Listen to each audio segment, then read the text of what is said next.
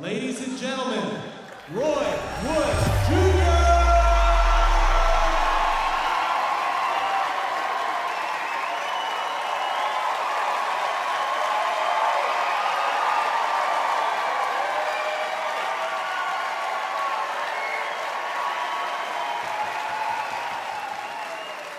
If you want more people to stand for the anthem, change the song. That's half the problem right there. It's just the lyrics to the anthem. We can stand to any song. Patriotism is a feeling. Let's not forget that. Patriotism ain't no one song. For as long as we stand and agree that people died for us to kick it, we can do that to any song. You can do that to Bruno Mars. What's more American than Bruno Mars? They say America is a melting pot. Well, damn it, I want to stand to Bruno Mars. He literally looks like every race at the same time. What's better than that? What's more American than us standing with a Hawaiian, Mexican, white, lesbian, Jewish man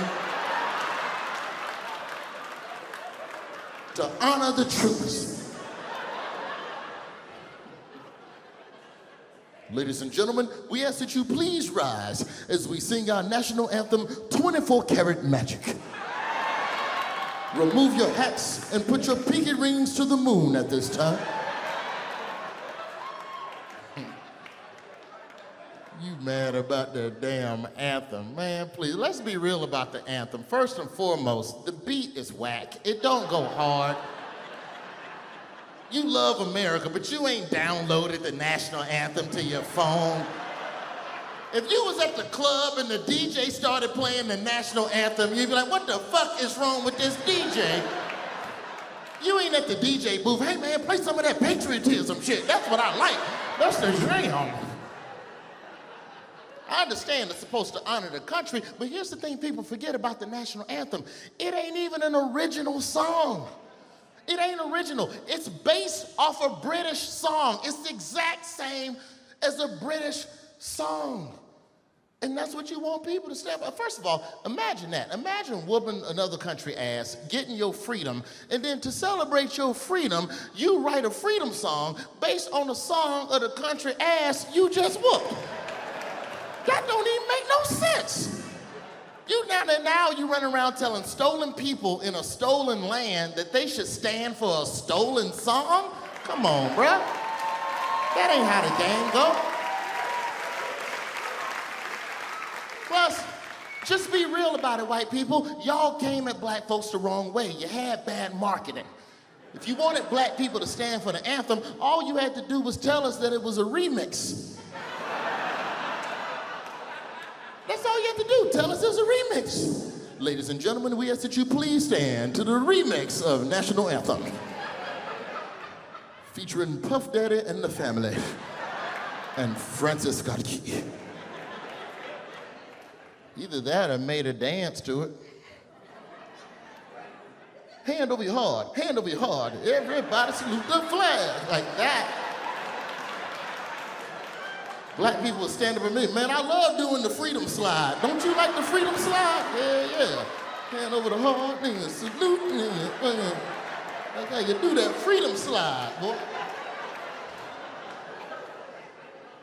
The anthem ain't even the most disrespectful thing happening at a football game.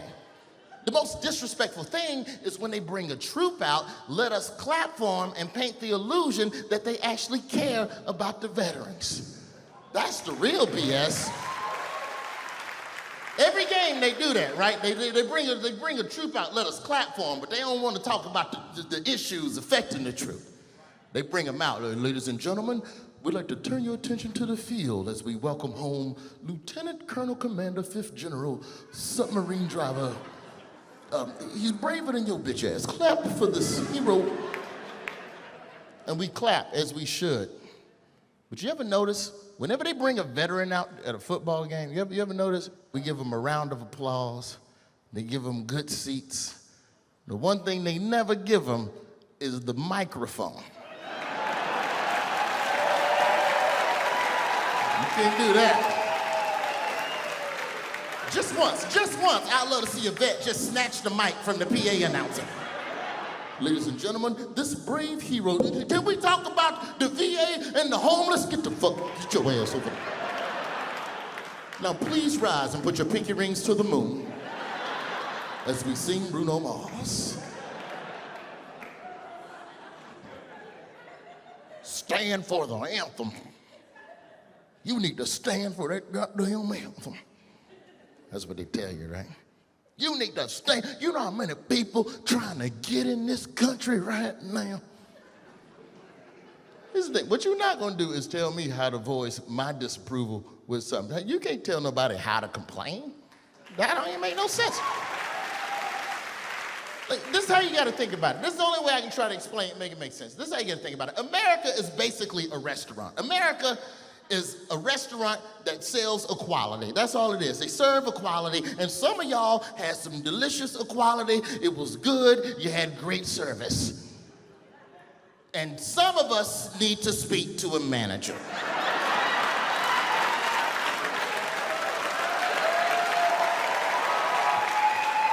You telling black people to stand for the anthem, that's the same as walking around Applebee's telling people not to complain about their food. How you get to dictate how somebody else complain about their situation? You may as well just walk around Applebee's. You need to be happy that you even in this Applebee's. You know how many people outside trying to sneak in this Applebee's? We had to build a wall around this Applebee's. And I'd be like, yo, man, you need to calm your ass down. Get your facts straight. First off, I was at Red Lobster minding my business. Y'all brought us to Applebee's.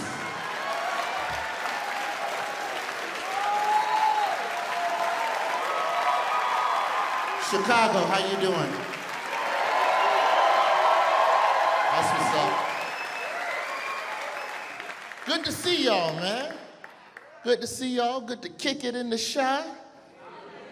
Had to come kick it with y'all, man. I was in them trenches with my brother U.S. Floyd, walking around. This brother intervenes with gangs in the fucking city, man. My brother's right here in the building, man. U.S. Floyd.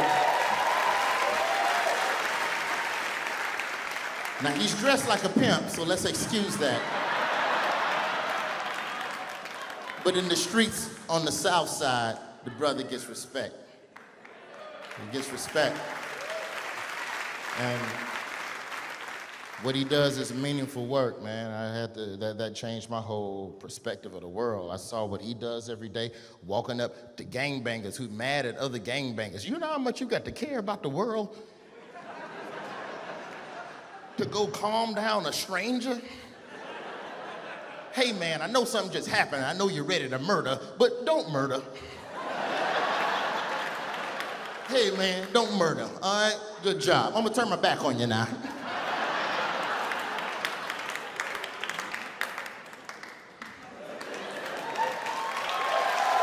That's real. I don't know what we're gonna do between us and the police. This shit is getting hard. Every day, police might get called on you while you're trying to get coffee. Police might get called on you while you're trying to barbecue. Police might get called on you while you're trying to mow the yard, take a nap, sell some water. At this point, if you black, the safest thing you can do every day is just call the police on yourself. I mean, the white people gonna call anyway, so you may as well take the power back. Control the narrative.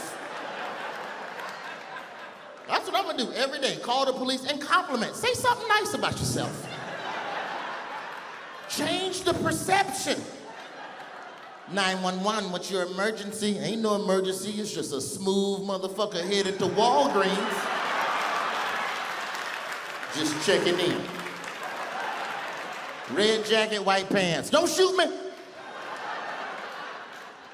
All unit be advised, male black Walgreens, respond code. I don't know what you do. Move too slow, you might get shot. Move too fast, you might get shot. Don't move, you wasn't obeying commands, you might get shot. I don't know. Yo, at this point, like, I ain't gonna tell y'all how to dress every day so you can feel safe, but I'm gonna start wearing a cap and gown everywhere I go. Until things cool off for a little while. You ain't never felt threatened by somebody in a cap and gown. Not never. Cap and gown is like a wedding dress. You see somebody wearing it, it make you happy. It change your mood. So that's what I'm gonna do. Until we get some real police reform, I'm wearing a cap and gown every day with a middle school diploma in my back pocket. A middle school diploma and an engagement ring. It's gonna be the saddest story. Because you ain't gonna sweep me under the rug. Because this was crazy. We live in a time now where if you get shot on the wrong day, you might not even make it in the news. They'll sweep your story all the way to the back page. Damn that. I'm gonna be on the front. If the police shot a 40-year-old 8th grader, I promise you, it's gonna be a conversation about me. Y'all better ride for my ass. In another news today, police shot a 40-year-old 8th grader. He survived by his 3 ex-wives and 6 children. Send a prayer up for Mr. Charles.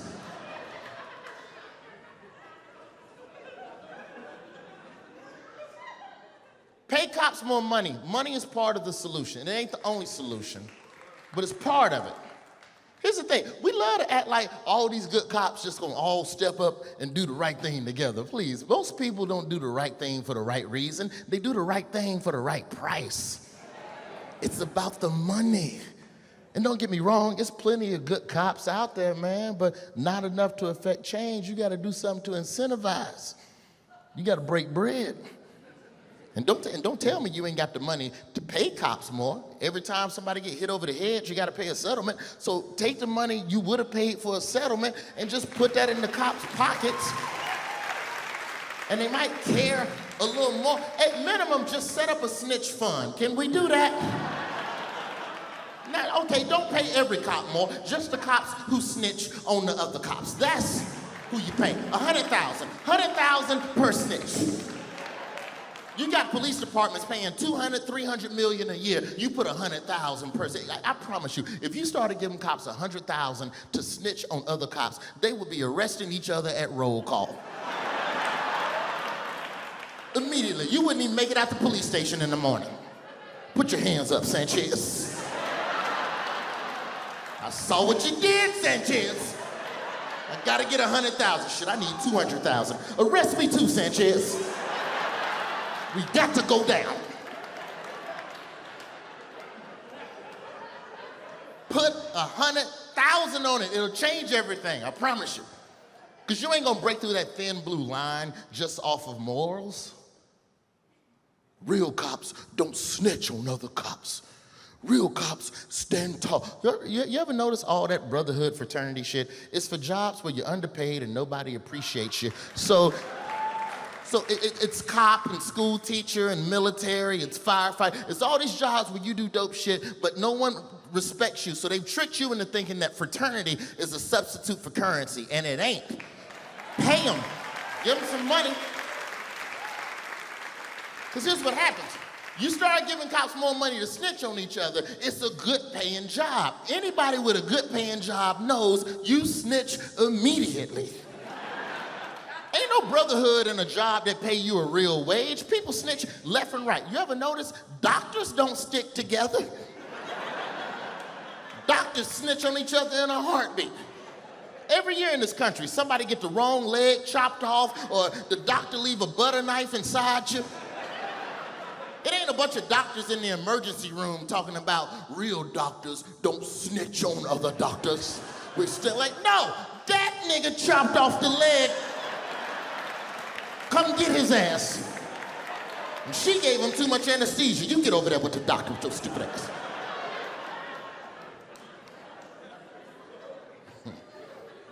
Shit, if you was giving police 100,000 per snitch, I'd become a cop. For real, I'd be the first millionaire rookie police officer. First day, snitching everybody. I don't give a damn. Not only would I snitch, I'd brag about it. I'd be a proud snitch. I'd be in the club, VIP, bottles, just, yeah, good, what's good? I'd be out there snitching. What's good, boo? You good? Give a damn, it'd be a family tradition. find out my son going to college. I kick in his door. What's this shit I hear about you trying to get an education? You ain't going to college, boy. I'm a snitch, your mama's a snitch, and you gonna be a goddamn snitch. That's right, you got to make snitching a tradition. You gotta make it something flashy. You got to show people that doing the right thing isn't something to be embarrassed about. We gotta make snitching great again.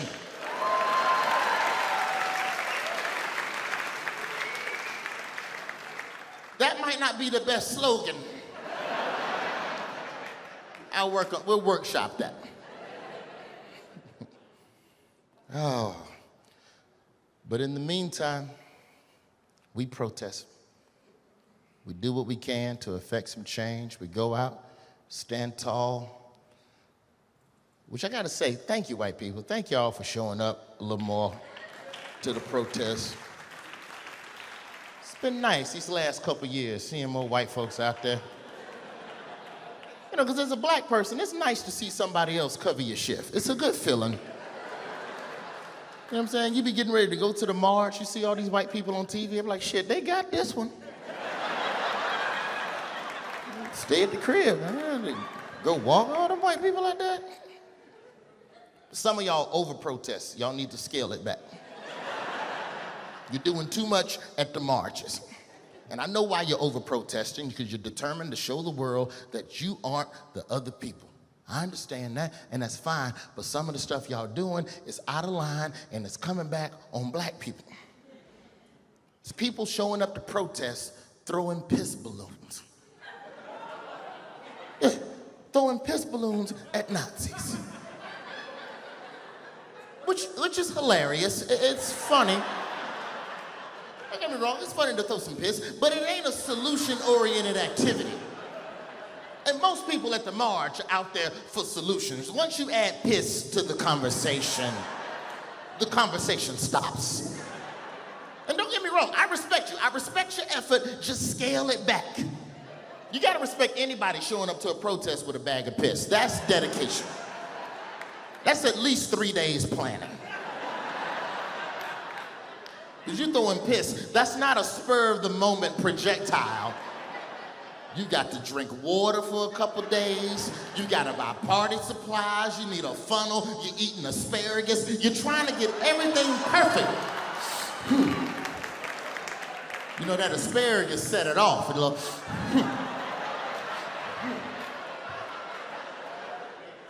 This is the rule of thumb. This is the rule of thumb for protest behavior. If Dr. King and them didn't do it in the 60s, you ain't gotta do it now. Okay? You ain't gotta do all that extra. And if there's anybody that would have been justified in throwing piss, it's them civil rights soldiers from back in the day. Because they was the ones getting done way dirtier than most protests now. They was getting bit by dogs, chased home, house burned, fire hose. I'm shocked Dr. King didn't turn to Ralph Abernathy. Give me one of them piss balloons, Abernathy. We gotta throw them at the oppressors. Give me another piss balloon.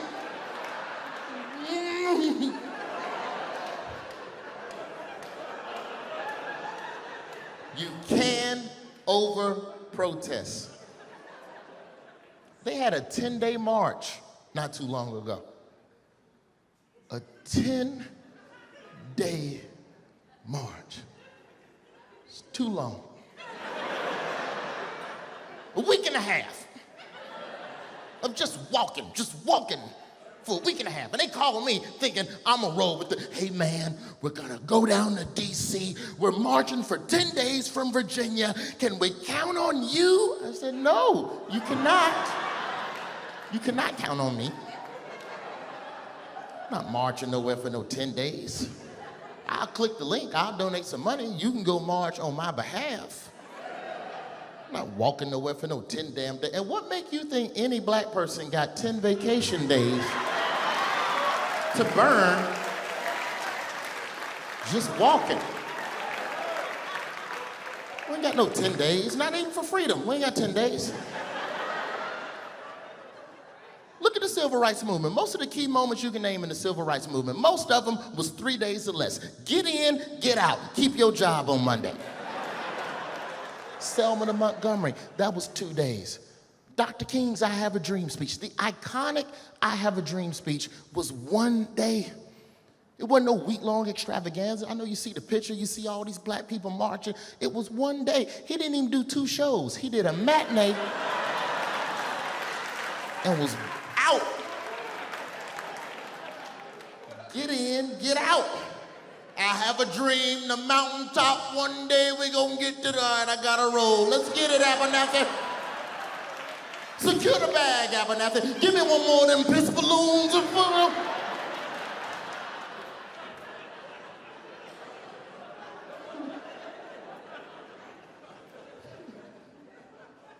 Oh, man. These protests, though.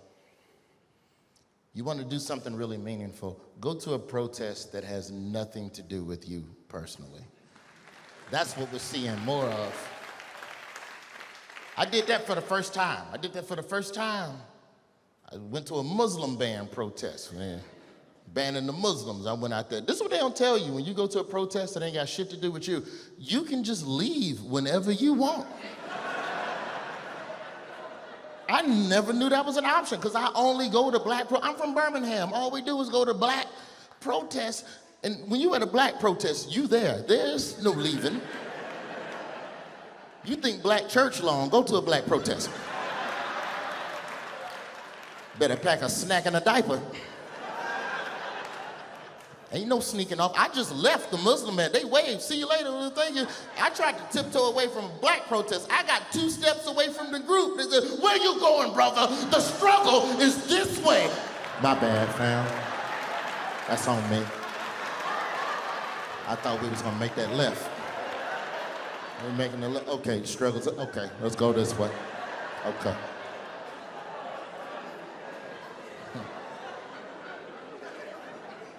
You gotta respect anybody that's at somebody else's protest. You see a lot of that with black folks, man. Black women, man. Black women just be supporting folks, bro. It's amazing. Tell you right now, you see a black woman at your march, give them a hug and $20 and cover their Uber ride home. Uber black. Because black people will be perfectly justified in not showing up to anybody else's march. We ain't got to show up to your shit. If you'd have listened to us, you wouldn't even be marching, because it happened to us first. Half the stuff you marching about happened to black people first. We was trying to tell you. You see a black person at a march that doesn't have anything to do with them, that is a gracious, giving soul. Because black people will be perfectly justified in only tending to issues affecting the black community. We could fill our calendar just walking for black issues, from crime to poverty to unemployment to home loans. Like, we ain't got the time, man, to be helping everybody. So when people make the time, that's a blessing. Why do you think black superheroes only save black people?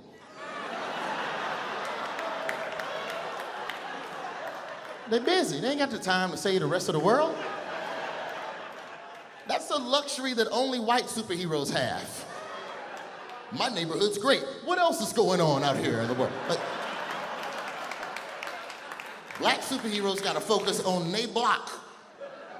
I watch Luke Cage. Luke Cage is my show. Love Luke Cage. Luke Cage, if you don't know nothing about comic books or superheroes, Luke Cage is this TV show about an indestructible black man. The brother is bulletproof, super strength. He'll throw a truck at you like a football. You would think with his resume, he would be somewhere with Iron Man trying to save the universe. This motherfucker never leaves Harlem. He ain't got the time.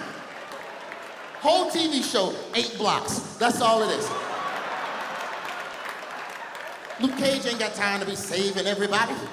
He ain't even got time to go to Hell's Kitchen to help Daredevil. That's how busy Luke Cage is. Can't even take the one line. Luke Cage don't care about the rest of the world. Luke Cage is like, look, until Thanos come by the Apollo Theater, That ain't none of my business. Sweet Christmas. It's not that black people don't care about what you're going through. I promise you we care. It's just some of us don't have the time. Shit, black folks ain't even got the strength to help other black people. Black Panther didn't even have time to help the rest of Africa. That's how busy he was. All them powers, all them weapons, you telling me Black Panther couldn't swing by South Africa and free Mandela real quick? He didn't have the time. He was only worried about Wakanda. That's what half the movie was about. Half the movie Black Panther was about him using his powers to help the rest of the world. He had to get his ass whooped by his cousin before he would even consider it. The whole movie, Black Panther, brother, we cannot concern ourselves with the rest of the world. Wakanda is what. Stop up! I have reconsidered my position. Now, if you'll excuse me, I will go drink more of my magical grape soda.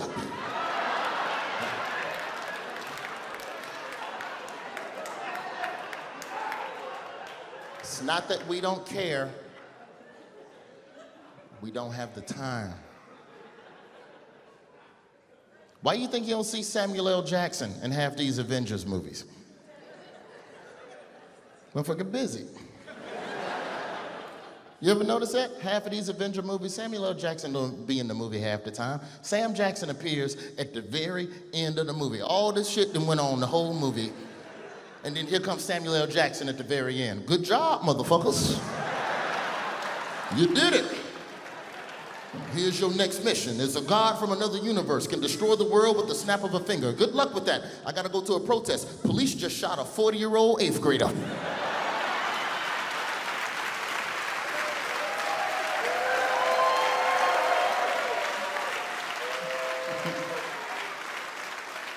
We got boycotts now. Boycotts left and right. Boycott, boycott, boycott. You mess around, don't get on the internet one day, you missed the new boycott. And then people attack you. They attack you for something you just honestly didn't know nothing about because you hadn't been on the internet today. That's how I found out about the chicken sandwich and the gay marriage. That's how I found out about that. On the sidewalk. You know, I'm on the sidewalk, I'm chilling. Didn't know that there was an issue with the gay marriage, and I'm just sitting there eating my Christian chicken sandwich. Delicious. I'm eating my Christian chicken sandwich. And 2 gay men walk by, and they just look at me, look at the sandwich, and one of them goes, no, and just walk. And that pissed me off. Because I thought he was fat shaming me. I'm like, hold on, bro, you ain't gonna fat shame. So I chased him. I chased this gay man. And I got in his face with my chicken sandwich. I said, nom, nom, nom.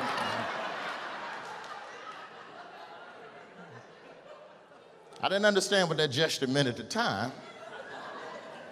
I just didn't know. You know, you do better. That's how it go. At this point with boycotting, man, shit, man, we need an app. That's the only way to keep up with all these boycotts. These boycotts be coming down so damn fast, you can't keep up with all these damn boycotts, man. Just need an app, just your phone. You just punch in your political beliefs, and then anytime you get too close to one of them stores, your phone just goes,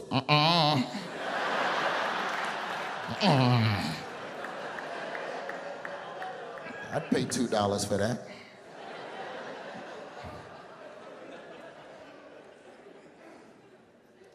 Food boycotts are the toughest for me. I don't know which boycott y'all go through, but everybody in this room done had one. At least one thing, when they called the boycott, you was like,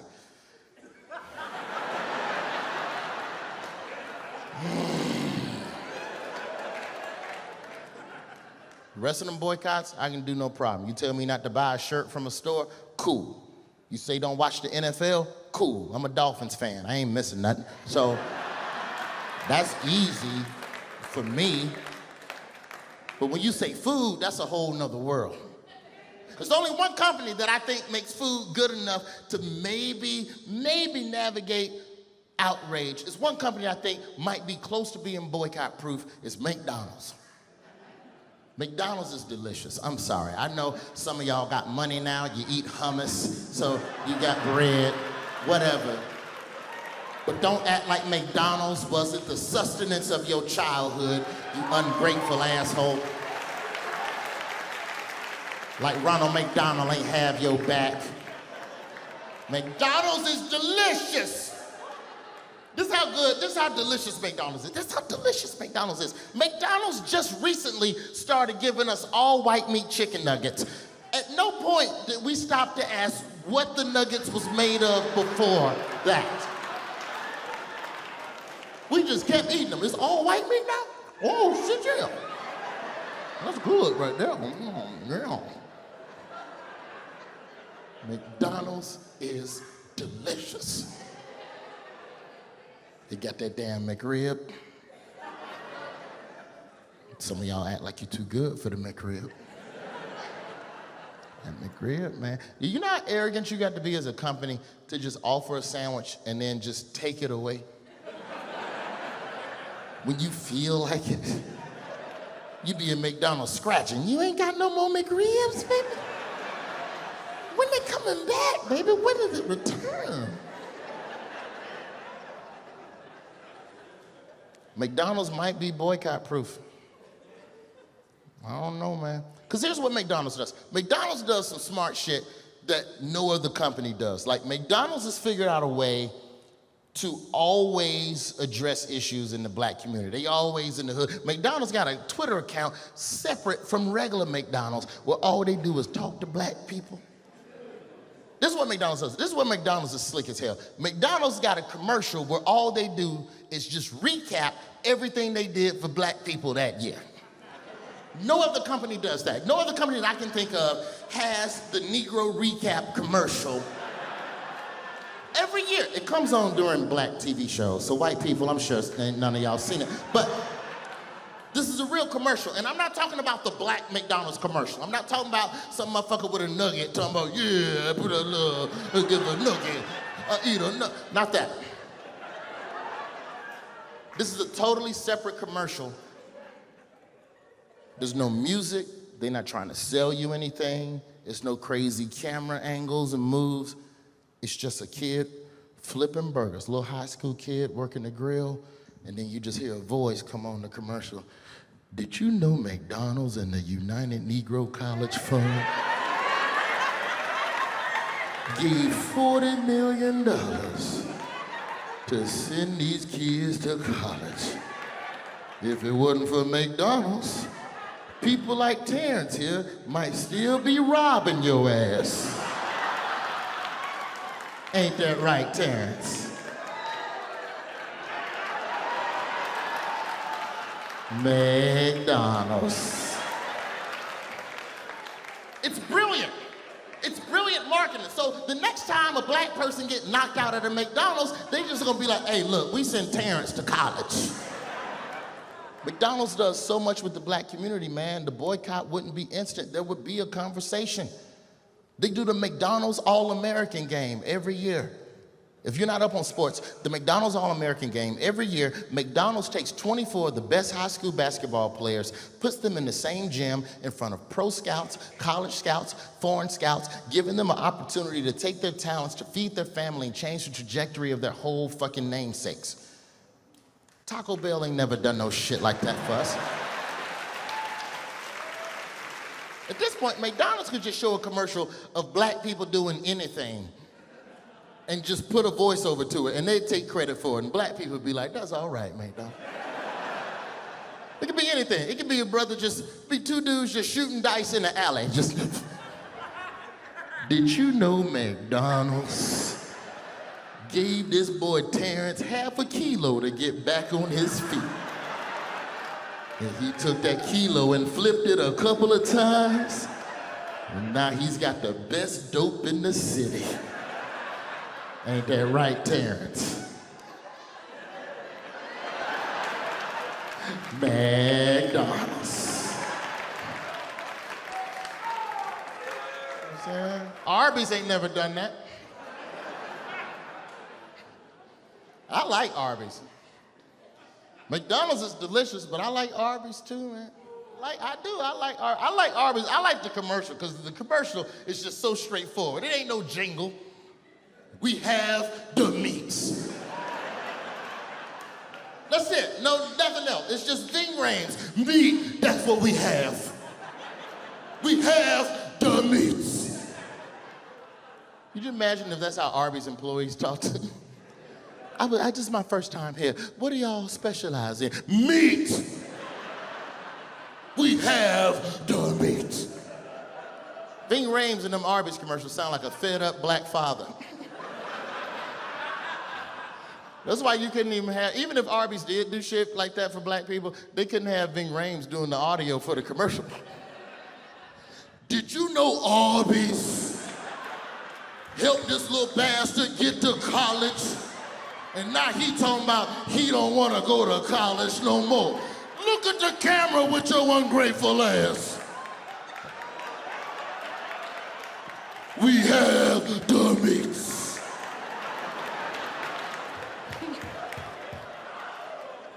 McDonald's is delicious.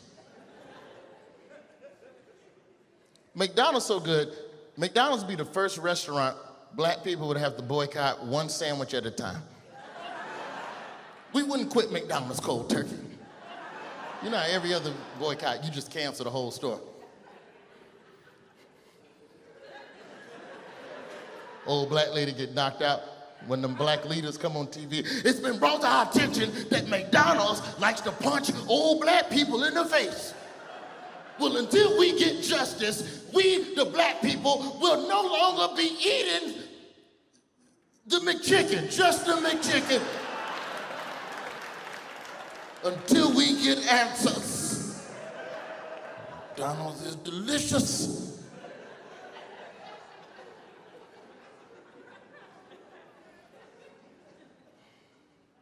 We don't do enough caring for each other, man. I think that's part of who we are. Because to me, like, we don't even want to learn what other people are going through. Like, that's the biggest rift, is that as a country, to accept somebody else's truth, you got to be open to learning their perspective on their walk through this country. And people are like, I don't want to fucking know. We ain't got time. And we don't like learning. That's what it really boils down to in America. We don't like learning. You got to learn new stuff. That means you got to sit and read, especially if you ain't in school no more. You got to force yourself to learn what somebody else is going through. And we don't like learning. We hate learning new stuff. We don't even like updating our cell phone. That's how much we hate learning new stuff. You got a damn $1,000 phone in your pocket right now.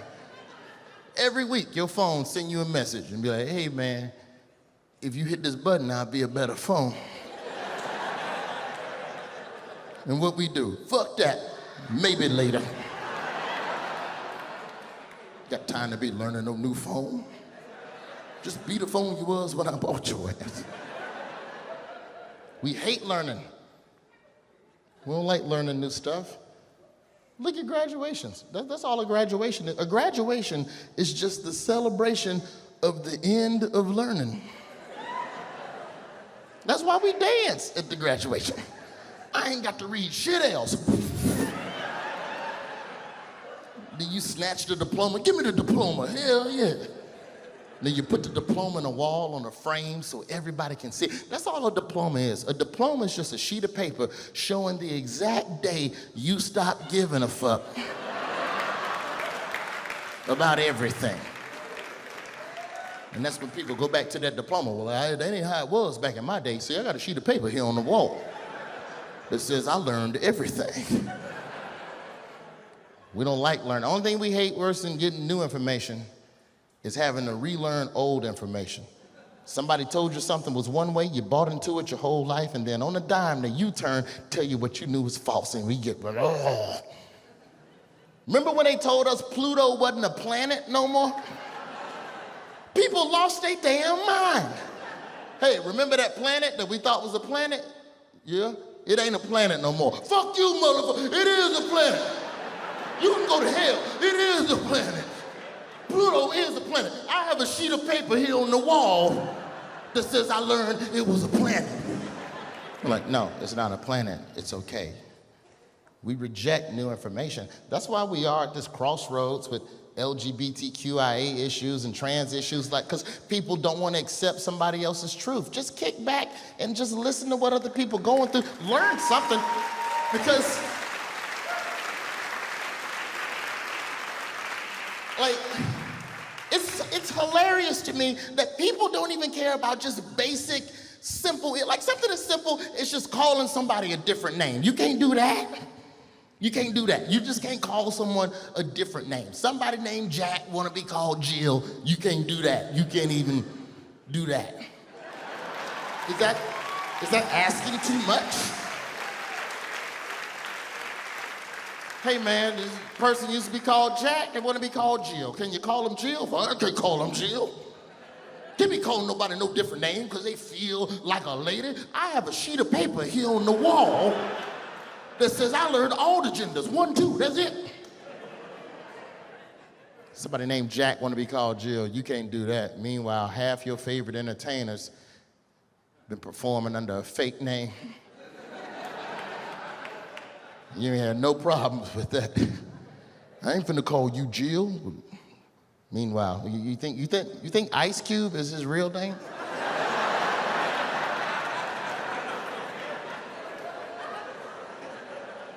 Really? Or maybe he just gave you a name he wanted to be called?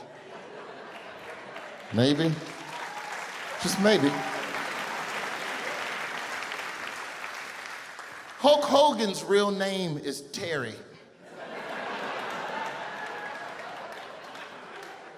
Let that sink in while you refuse to call a trans person what they want to be called. This sweaty ass Hulkamania, Hulk's fucking Hollywood Hogan is a nigger from Tampa named Terry.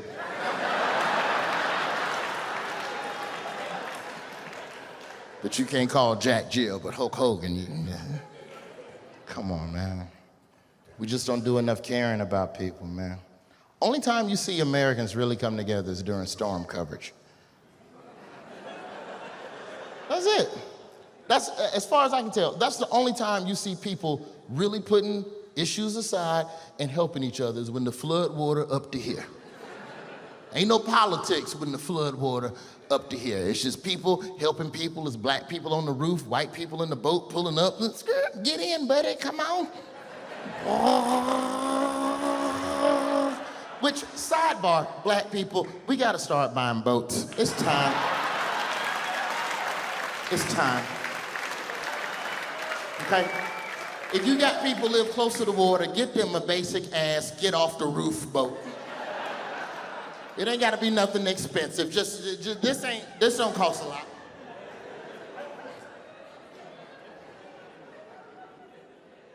But that's how we are, man. We don't care about people until they messed up in a group. That's when we go, okay, we got to do something. There's a bunch of them. Now I care. We helped all these people during storm relief, and it's a beautiful thing. Every time Americans get messed up in a storm, we step up, send money, send clothes, do whatever we can. But it's only 2 million homeless people coast to coast. We got a bunch of homeless people coast to coast in this country, but we don't do nothing for them because they ain't homeless in a group. Yeah, we don't care because they sprinkled all over the country, which is why if you homeless, if I was homeless, I would just start watching the Weather Channel.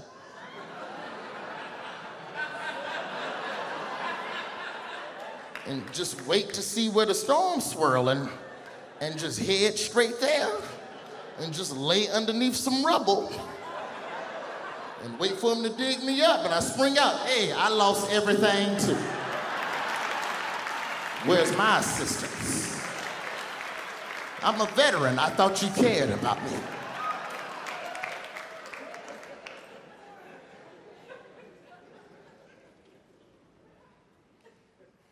We pretend to care, but only as far as it'll benefit us most of the time. We don't want to accept other people's truths as reality because to learn requires you to face some truth. And truth is overwhelming, so it's easier to just deny it and go, that ain't happening. It's quicker, it's easier. Hey, men are touching us and we want you to stop touching it. Fuck that, that ain't happening. No, it is, it's happening.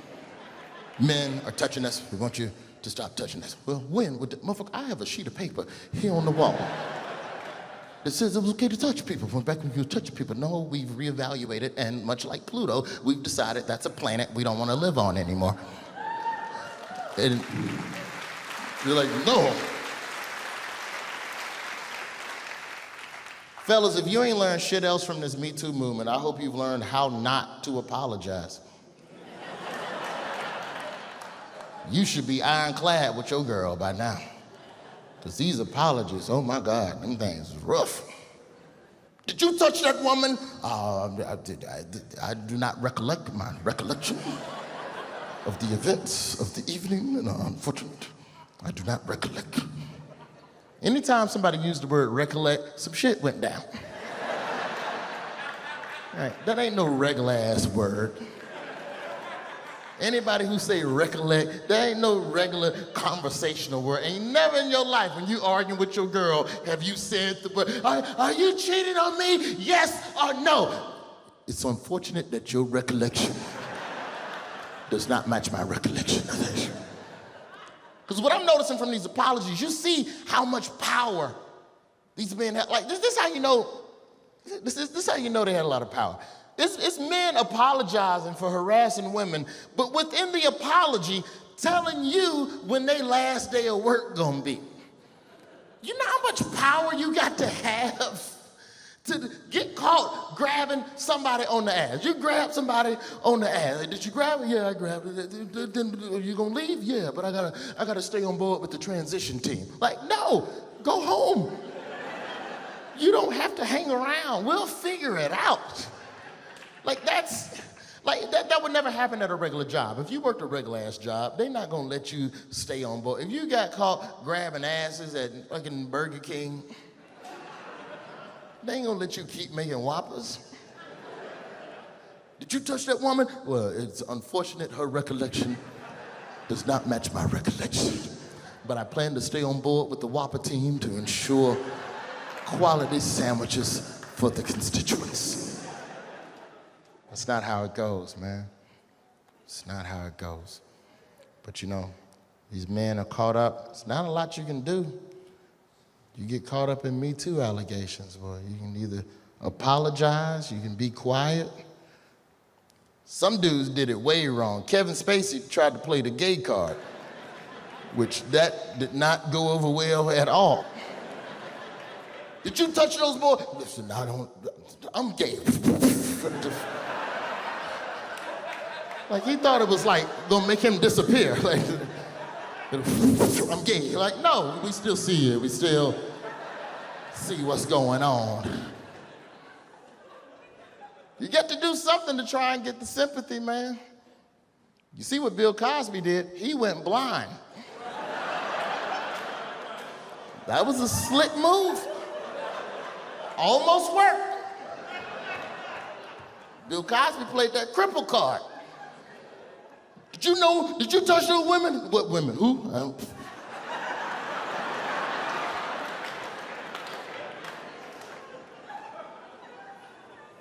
You'd think by now half of these men caught up in Me Too allegations would have had enough sense to drop an R&B album to take people off the scent.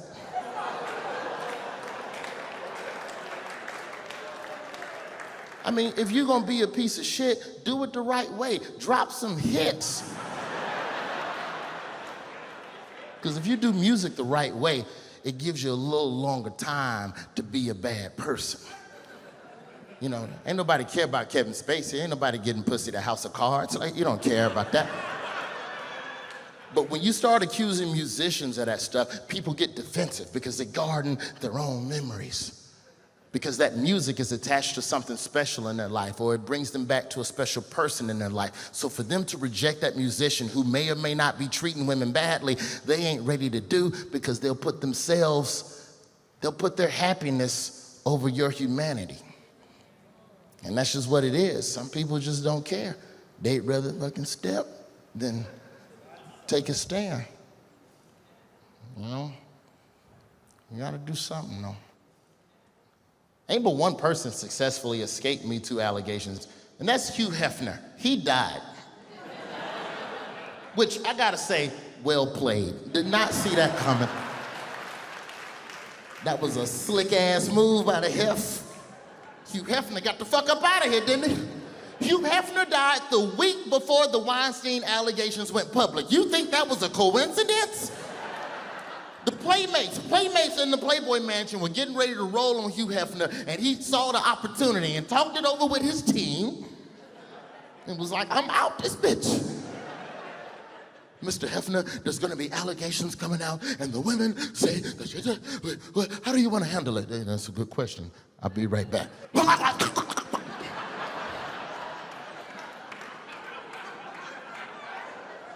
No, because here's the thing that Hugh Hefner knew that the other Me Too men hadn't figured out yet. If you die, all this shit goes away. It does. That's how it is in America. If you die before the truth comes out about you, like if you die before somebody says something bad about you, it don't count. All you gotta do is die. You know what's crazy? You die, not only that, you die, people defend you. You have way more defenders in death than you ever do when you living. People defend you. Anybody in this room, we could die tonight. They find 10 bodies at the house. They be like, well, let's not talk about the bodies. Let's remember the good times that Terry gave us. Did you know he worked at McDonald's before he became... You got to die on time. It's the secret to life, people. People tell you all this different stuff, the secret to life. I'll tell you the secret to life. The secret to life is knowing when to end life. You got to die on time. If you think you're gonna get accused of doing some bad shit, you got to die on time. It's the only way to preserve your reputation and your money. Joe Paterno almost didn't die on time. Barely made it. Bang, bang, play at the plate, safe, he got in. Joe Paterno almost didn't die on time. Did you know them kids was getting molested while you was coaching football? You know what, that's a very good question. I'll be right back.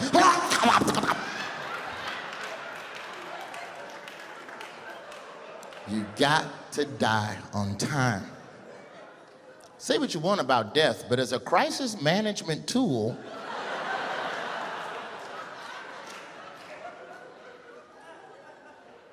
they went in there and talked to Mr. Hefner, a lot of the Playmates are coming forward with allegations about you. We've drafted a statement. I don't need no statement. Go upstairs and get my casket. Mr. Hefner, you don't have to. We can fight this. Just say recollect 12 times. I ain't saying no recollect. Go upstairs and get my casket. Put some snacks in it. I'm out this bitch. Wakanda forever. And he just sank down into the ground. You have to die on time. The secret to life is knowing when to die.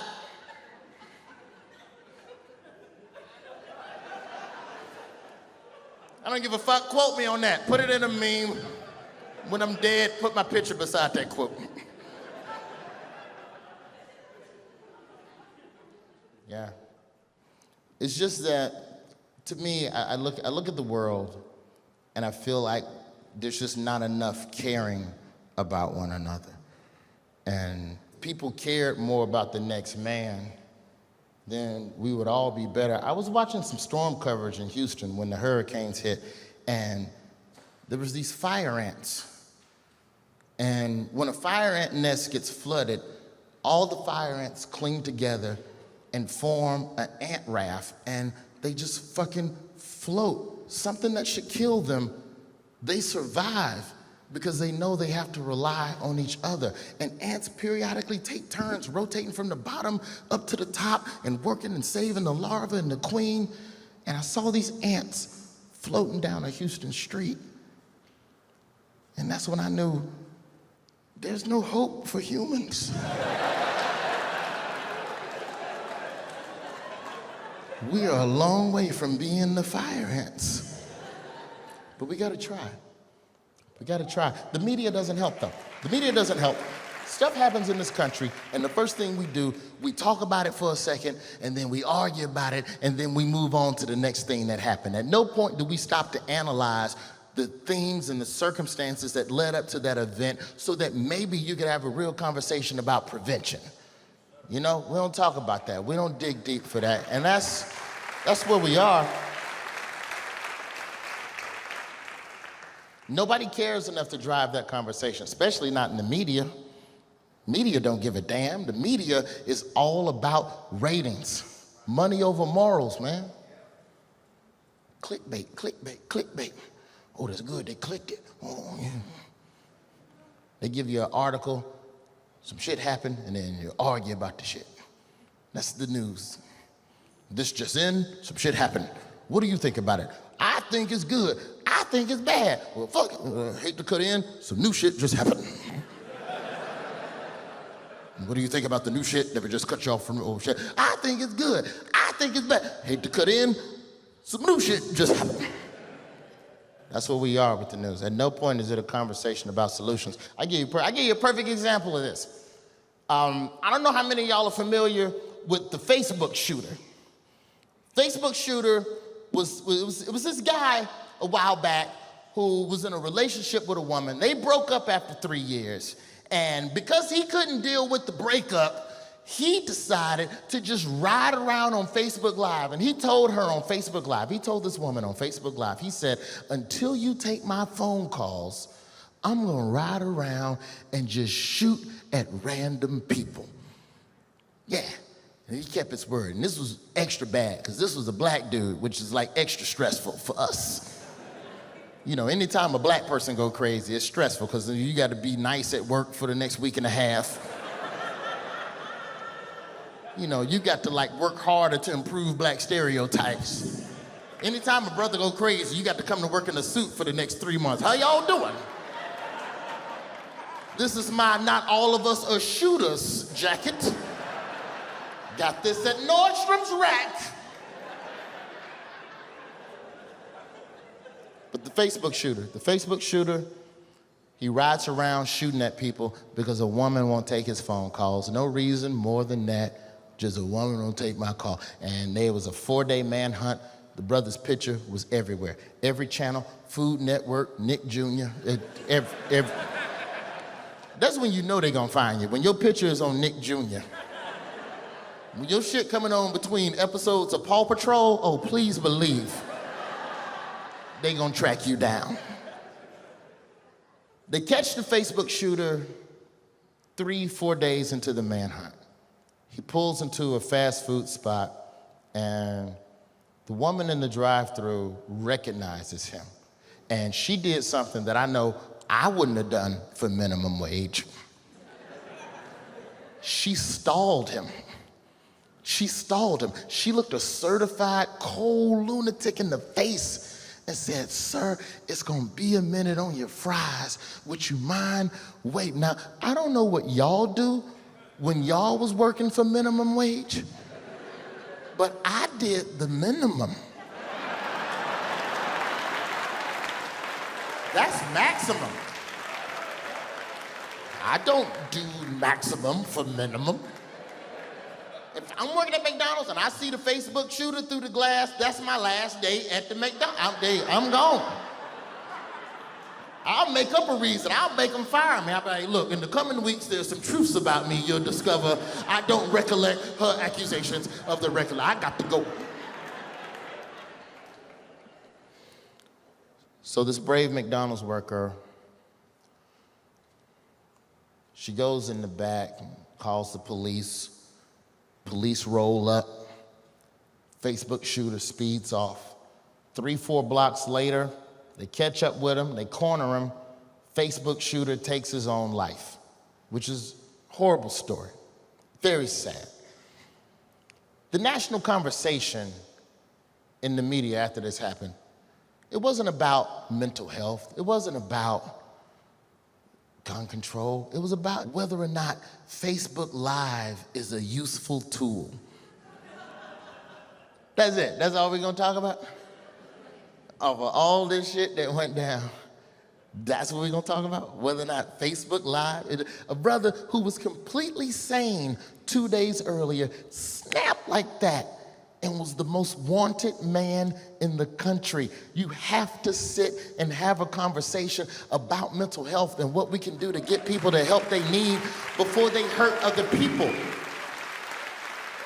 Because if you'd have paid attention to the Facebook shooter, you would have known that there's a need to have a conversation about mental health. If you'd have paid close attention to the Facebook shooter, you'd have known that there's a need to have a conversation about domestic abuse and why some women can't just leave a man because he might snap and try to kill everybody. And if you really paid close attention to the Facebook shooter, he would have shown you just how delicious McDonald's is. He was on the run from the feds and still stopped to get fucking nuggets. Good night, Chicago.